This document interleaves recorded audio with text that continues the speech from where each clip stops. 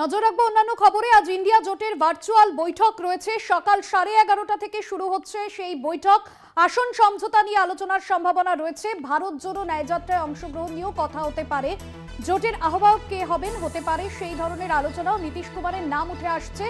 তবে বৈঠকে তৃণমূল কংগ্রেস সম্ভবত অংশ নেবে না, এমনটাই কিন্তু এখনো পর্যন্ত জানা যাচ্ছে। অন্যান্য ব্যস্ততার কারণে বৈঠকে থাকবেন না মুখ্যমন্ত্রী মমতা বন্দ্যোপাধ্যায়, এমনটাই সূত্র মারফত জানা যাচ্ছে। আসন সমঝোতা নিয়ে আলোচনার সম্ভাবনা। আপনাদের জানিয়ে রাখবো, লোকসভা নির্বাচন আসন্ন এবং তার আগে এই আসন সমঝোতা নিয়ে আলোচনা যেরকম হবে, পাশাপাশি কে কতগুলি আসনে প্রতিদ্বন্দ্বিতা করবেন তা নিয়ে এখনো পর্যন্ত জোটে টানাপোড়েন রয়েছে। তাই আজকের ইন্ডিয়া জোটের বৈঠক এবং এই বৈঠকে অনুপস্থিত থাকতে পারে তৃণমূল কংগ্রেস, এমনটাই খবর পাওয়া যাচ্ছে। কারণ বাংলায় জোট করতে দুপক্ষই রাজি, শুধু আসন নিয়ে আলোচনা প্রয়োজন। তৃণমূল কংগ্রেস 2টি আসন ছাড়তে চায় আর কংগ্রেস 2টি বেশি আসন চায়। আরও একটি আসন তৃণমূল কংগ্রেস ছাড়লে গোয়া, অসম ও মেঘালয় আসন চেয়ে বসেছে তৃণমূল, এবং এই নিয়েও কিন্তু কথা হতে পারে। পাশাপাশি জোটের আহ্বায়ক কে হবেন, নীতিশ কুমারের নাম ইতিমধ্যেই উঠে আসছে, সেই বিষয় নিয়েও আলোচনা হতে পারে এই বৈঠকে। আপনাদের আরো একবার জানিয়ে রাখবো, আজ ইন্ডিয়া জোটের বৈঠক রয়েছে। লোকসভা নির্বাচন এবং নতুন বছরের শুরুতে ইন্ডিয়া জোটের বৈঠক। তবে বৈঠকে সম্ভবত মুখ্যমন্ত্রী মমতা বন্দ্যোপাধ্যায় অংশ নিচ্ছেন না, এমনটাই সূত্র মারফত জানা যাচ্ছে। অন্যান্য ব্যস্ততার কারণে বৈঠকে থাকতে পারছেন না মুখ্যমন্ত্রী মমতা বন্দ্যোপাধ্যায়, এমনটাই কিন্তু এখনো পর্যন্ত খবর পাওয়া যাচ্ছে। এর আগেও আমরা দেখেছিলাম যে ইন্ডিয়া জোটের যে বৈঠক হয়েছিল দিল্লিতে, সেখানেও বেশ কিছু বিষয় নিয়ে গুরুত্বপূর্ণ আলোচনা হয়েছিল এবং খোদ মুখ্যমন্ত্রী মমতা বন্দ্যোপাধ্যায় তিনি এই বৈঠকে উপস্থিত ছিলেন। লোকসভা নির্বাচনের আগে কতগুলি আসনে প্রতিদ্বন্দ্বিতা করবে তা নিয়ে এখনো পর্যন্ত ইন্ডিয়া জোটে একটা টানাপোড়েন রয়েছে। বাংলা থেকে উত্তরপ্রদেশ, বিহার এই ইস্যুতে স্থানীয় দলগুলির মধ্যে যেরকম অস্বস্তি বাড়ছে এবং সেই সমস্যা সমাধানে আজকের এই বৈঠক।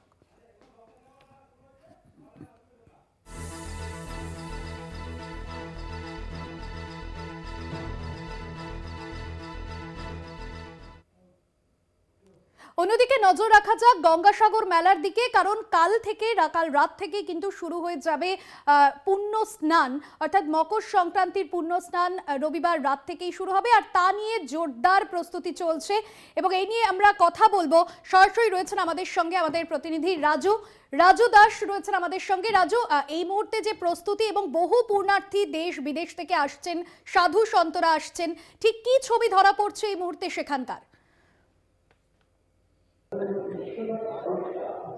দেখো, 8 তারিখ স্বয়ং মুখ্যমন্ত্রী এই মেলার সূচনা করেছিলেন এবং তারপর থেকেই প্রায় কয়েক লক্ষ পুণ্যার্থী তারা স্নান করে চলে গেছেন, কারণ ভিড় এড়াতে তারা আগেভাগে এসে পুণ্য স্নান করে চলে গেছেন। মূলত যে মহেন্দ্রক্ষণ সাগরের, সেই মহেন্দ্রক্ষণ 15 তারিখ রাত 12টা থেকে 16 তারিখ দুপুর 12টা পর্যন্ত এই সময় যে ভিড়ের একটি প্রচুর ভিড় আসে, সেই ভিড় সামলাতে প্রশাসন কিন্তু আগেভাগে বেশ কিছু ব্যবস্থা করেছেন।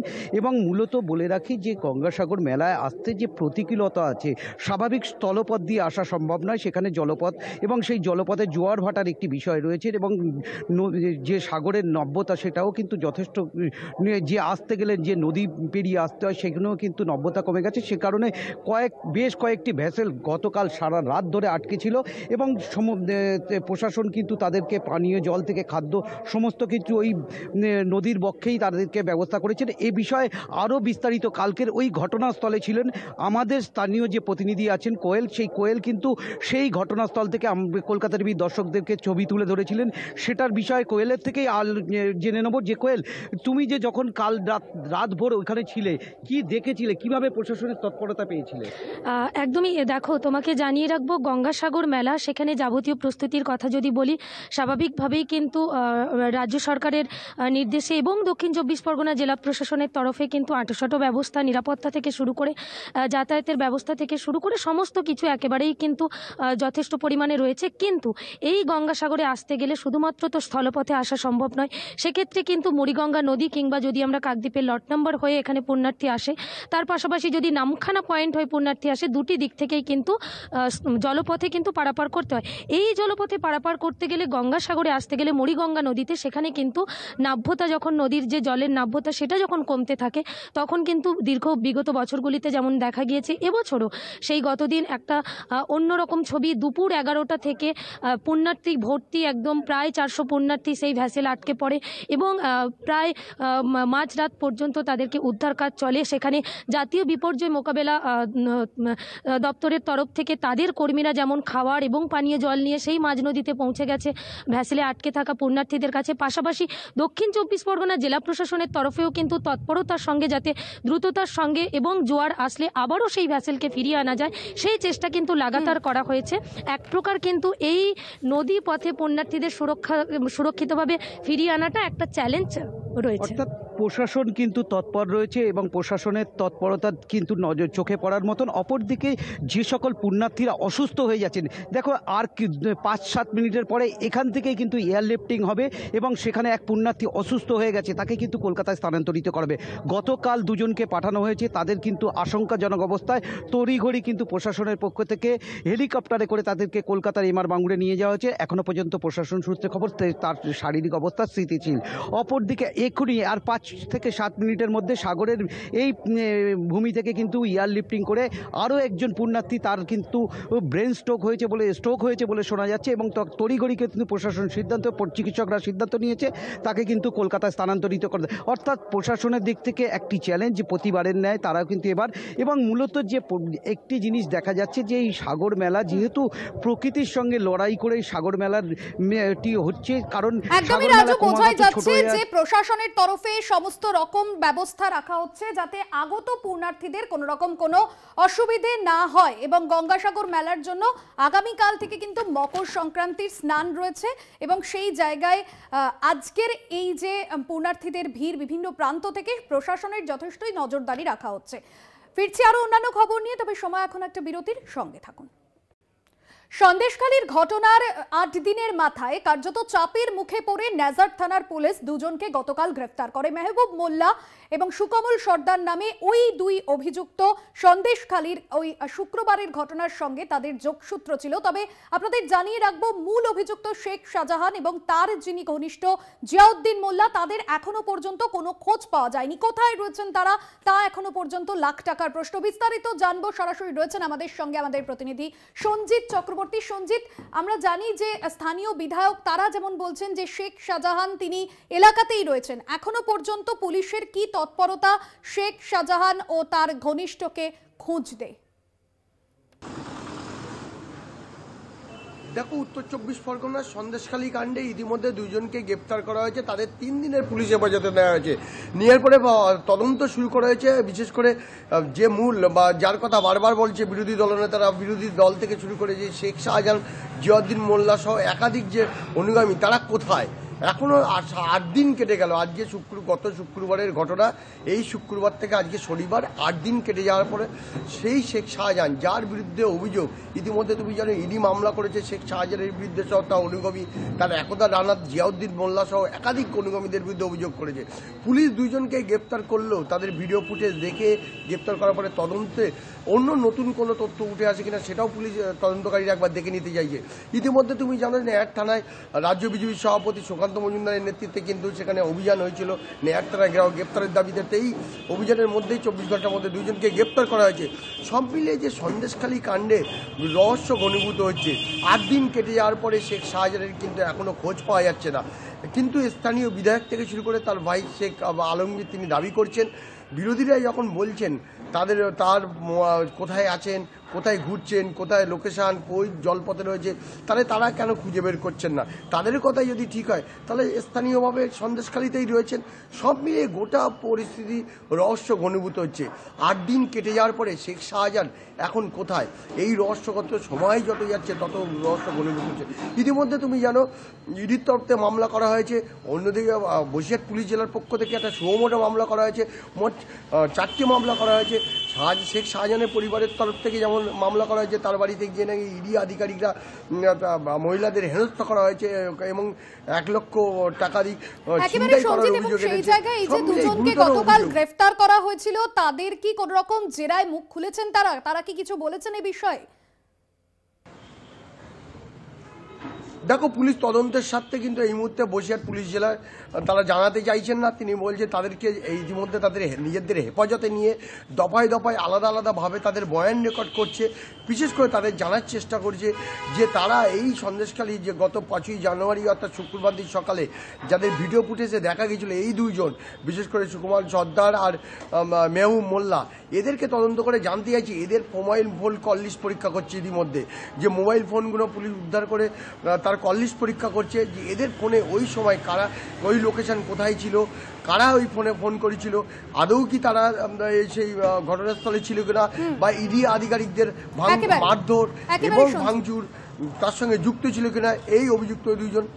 একেবারে ধন্যবাদ জানাবো সঞ্জিত তোমায়। অর্থাৎ যে দুজনকে গ্রেফতার করা হয়েছে তাদেরকে জিজ্ঞাসাবাদ করে বাকিদের খোঁজ ইতিমধ্যেই কিন্তু শুরু করে দিয়েছে নেজার থানার পুলিশ।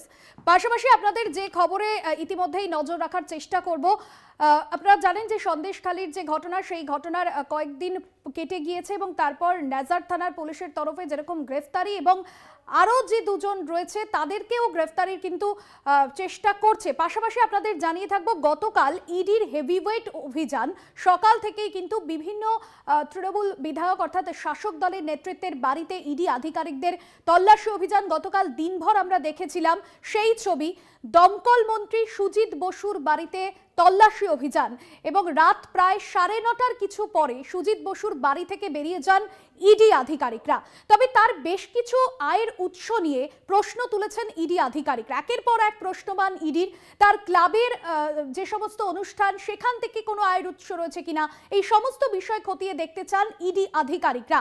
পাশাপাশি তাপস রায়, বরানগরের তৃণমূল বিধায়ক তাপস রায়, তার বাড়িতেও তল্লাশি অভিযান চালান ইডি আধিকারিকরা। প্রায় 13.5 ঘন্টা ম্যারাথন তল্লাশি চলে তার বাড়িতে। যদিও তাপস রায় তিনি বলেছেন সাংবাদিক বৈঠক করে যে তার একটি মোবাইল ফোন ও কিছু নথি নিয়ে গিয়েছেন ইডি আধিকারিকরা। আরো বিস্তারিত জানবো, দেবপম সরকার রয়েছেন আমাদের প্রতিনিধি। দেবপম, গতকাল আমরা দেখলাম ইডির ত্রিফলা অভিযান, বিভিন্ন হেভিওয়েটের বাড়িতে ইডির তল্লাশি অভিযান। সুজিত বসু ও তাপস রায়, তারাও যেরকম সাংবাদিক বৈঠকে তাপস রায় জানিয়েছিলেন যে কোনো দুর্নীতির সঙ্গে জড়িত নন তিনি। এখনো পর্যন্ত ইডি সূত্রে কি কি জানা যাচ্ছে, কি কি বিষয় উঠে আসছে, কি কি নথি এই পুরো নিয়োগ দুর্নীতির তদন্তে উঠে এলো ইডির হাতে?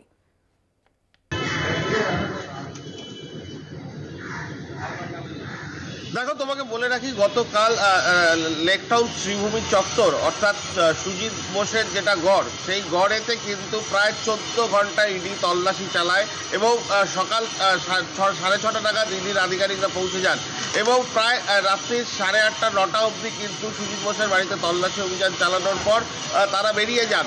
তারপরে সুজিত বোস শটাং তার বাড়িতে, আদির যে বাড়ি, সেই আদি বাড়িতে গিয়ে মা ভবতারিণীকে পুজো করে সাংবাদিক বৈঠক করে একটাই কথা বলেন যে ইডি আধিকারিকরা যে সমস্ত প্রশ্ন করেছিল তাকে তার উত্তর তিনি দিয়েছেন। পাশাপাশি তার স্ত্রী এবং পুত্র এবং কন্যা চারজনেই কিন্তু কোঅপারেট করেছে এবং ইডি অফিসাররা যাওয়ার সময় তার যে মোবাইল, সেই মোবাইল কিন্তু সিজ করেছে এবং বেশ কিছু নথি সিজ করেছে, এছাড়া কিন্তু সিজ করেনি। তুমি জানো, সুজিত বোস তিনি বলেছেন যে তিনি রাজ্যের দমকল এবং জরুরি পরিষেবা দপ্তরের মন্ত্রী এবং গঙ্গাসাগর মেলা আছে এবং তার ফোন থাকাটা অত্যন্ত জরুরি, কিন্তু তা সত্ত্বেও তার ফোন সিজ করেছে। পাশাপাশি আমরা দেখলাম যে গতকাল আরেকজন তৃণমূল হেভিওয়েট নেতার বাড়িতেও কিন্তু রেড চালায়, সেখান থেকেও কিন্তু তিনি জানান যে তার বাড়ি থেকে কিছু মোবাইল এবং কাগজ সিজ করেছে এবং বারবার যেটা ইডির তরফ থেকে যেটা জানানো হচ্ছে যে পুরো নিয়োগ দুর্নীতি মামলায় তাদের বাড়িতে রেড করা হয়েছে, কিন্তু সুজিত বোস এবং যেটা জানাচ্ছেন যে তার বাড়ির থেকে বা তাকে উদ্দেশ্য করে কেউ যদি প্রমাণ করতে পারে যে তিনি 1 টাকা দিয়েছেন বা দুর্নীতির সাথে যুক্ত, তিনি মুখ্যমন্ত্রী মমতা বন্দ্যোপাধ্যায়ের কাছে গিয়ে ইস্তফা পত্র দেবেন। অর্থাৎ তার বডি ল্যাঙ্গুয়েজ দেখে কিন্তু যথেষ্ট কনফিডেন্ট মনে হচ্ছিল এবং ইতিমধ্যেই আমরা ইডি সূত্র মারফত যেটা জানতে পারছি, যে সমস্ত কাগজ দিয়ে আসা হয়েছিল সেগুলো ভেরিফাই করার পর আগামী কি সিদ্ধান্ত নেয়, আগামী কি পথ চলবে, সেটা আগামী দিনেই সিদ্ধান্ত ঠিক করবে ইডি আধিকারিকরা। একেবারেই দেবপম, ধন্যবাদ জানাবো তোমায়। সরাসরি দেবপম সরকার আমাদের প্রতিনিধি ছিলেন আমাদের সঙ্গে এবং গতকাল আমরা দেখলাম যে ত্রিফলা অভিযান ইডি আধিকারিকদের এবং সেই অভিযান ঘিরে একাধিক প্রশ্ন সামনে আসছে এবং লোকসভা নির্বাচনের আগে তৃণমূলের বাড়িতে অর্থাৎ তৃণমূলের শাসক দলের একাধিক হেভিওয়েটের বাড়িতে ইডির অভিযান ঘিরে রাজনৈতিক তরজাও তুঙ্গে। অন্যান্য আরো খবর নিয়ে ফিরছে একটা বিরতির পর, সঙ্গে থাকুন। এবার নজর রাখবো আবহাওয়ার খবরের দিকে। রাজ্যে শুরুতে একেবারে জাকিয়ে শীত, বছরের শুরুতে যেরকম জাকিয়ে শীত পড়েছে রাজ্যের বিভিন্ন জায়গায়, পশ্চিমের জেলাগুলিতে, পাশাপাশি দক্ষিণবঙ্গের বিভিন্ন জেলাগুলোতে, তবে পশ্চিমী ঝঞ্ঝার কারণে এই শীতে বাধা পড়বে এমনটাই আলিপুর আবহাওয়া দফতর জানাচ্ছে। সরাসরি যাব, শুভ্রজিৎ চক্রবর্তী আমাদের প্রতিনিধি রয়েছেন। শুভ্রজিৎ, পশ্চিমী ঝঞ্ঝার প্রভাবে এই জাকিয়ে শীতে ভাটা পড়তে চলেছে, আলিপুর আবহাওয়া দফতর কি জানাচ্ছে?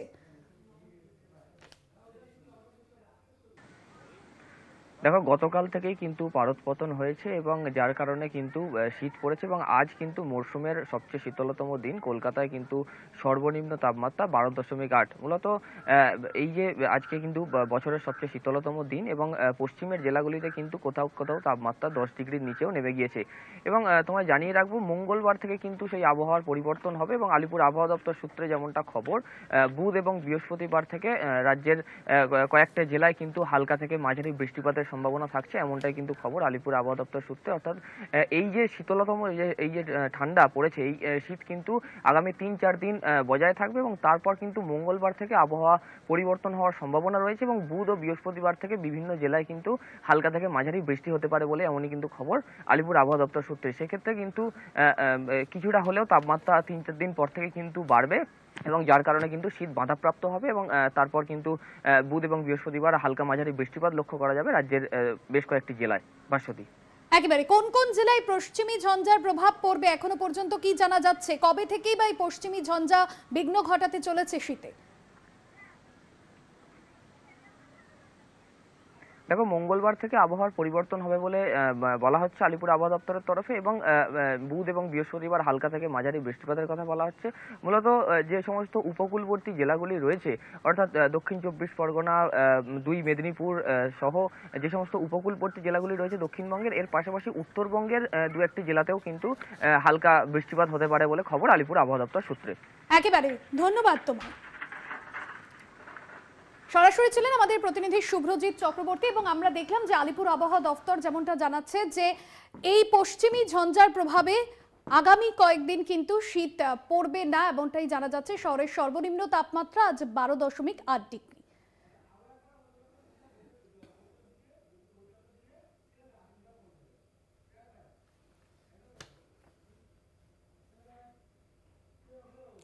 এবার যে খবরে নজর রাখবো, লোকসভা নির্বাচনের আগে প্রস্তুত ইন্ডিয়া জোট। আজ ফের বৈঠকে বিরোধী শিবির। আসন সমঝোতার সমস্যা মেটাতে বৈঠকের ডাক নীতিশ খার্গের। আজকের যে বৈঠক, সেই বৈঠকে আসন রফা নিয়ে আলোচনা হতে পারে, কারণ লোকসভা নির্বাচন আসন্ন। তার আগে কে কতগুলো আসনে প্রতিদ্বন্দ্বিতা করবেন সেই সমস্ত বিষয় উঠে আসবে এই বৈঠকের মধ্যে দিয়ে। সকাল 11:30 থেকে শুরু হচ্ছে এই বৈঠক। তবে এই বৈঠকে মুখ্যমন্ত্রী মমতা বন্দ্যোপাধ্যায় থাকছেন না, অন্যান্য ব্যস্ততার কারণে তিনি থাকতে পারছেন না, এমনটাই এখনো অবধি জানা যাচ্ছে সূত্র মারফত। ভারত জোড়ো ন্যায় যাত্রা নিয়েও কথা হতে পারে এই বৈঠকে এবং আসন সমঝোতা যেটা খুব গুরুত্বপূর্ণ বিষয় এবং মুখ্যমন্ত্রী তিনিও নিজে এর আগে জানিয়েছিলেন যে 31শে ডিসেম্বরের মধ্যে আসন সমঝোতার যে বিষয় সেই বিষয় শেষ করতে হবে। লোকসভা নির্বাচনের আগে আসন সমঝোতা নিয়ে যেরকম আলোচনা হবে, পাশাপাশি আহ্বায়ক হিসেবে নীতিশ কুমারের নাম উঠে আসছে। এই মুহূর্তে আমাদের সঙ্গে টেলিফোন লাইনে রয়েছেন পলিটিক্যাল এডিটর আশিস চট্টোপাধ্যায়। আশিস দা, আজকের এই বৈঠক এবং এই বৈঠকে কি কি বিষয় উঠে আসতে পারে? মূলত আসন সমঝোতা নিয়ে আলোচনা অত্যন্ত গুরুত্বপূর্ণ। দেখো, রাজনৈতিক এবং আসন সমঝোতা এই দুটো দিকই এখন আলোচনার জন্য রয়েছে। তার মধ্যে কতটা সত্যি আলোচনা করা যাবে এরকম ভার্চুয়াল বৈঠকে, সেটা দেখতে হবে।